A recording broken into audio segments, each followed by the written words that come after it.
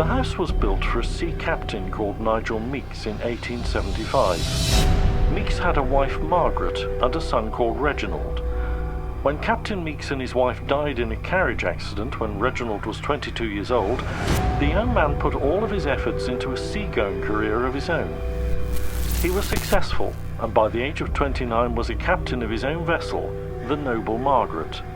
By the age of 31, he was settled in Seaview House with his young wife Winifred, a devoutly religious woman who held many intensive vigils for when her husband and crew were at sea.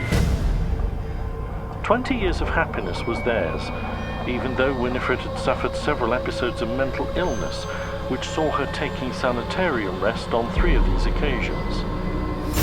Always coming through these times of strain and infirmity, Winifred Meeks would be back by her husband's side and preparing her schedule of devout prayer as he set off for the North Sea once again.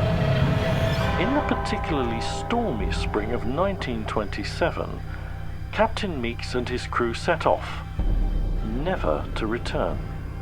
The locality was devastated by this loss, as many had husbands and sons crewing the vessel, and it wasn't long before Winifred Meeks, and her own private determinations to pray for her husband's safe return, was forgotten.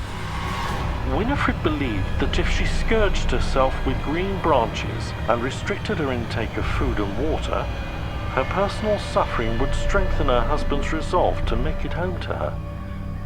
She continued to pray and scourge and restrict her food until she eventually succumbed to malnutrition.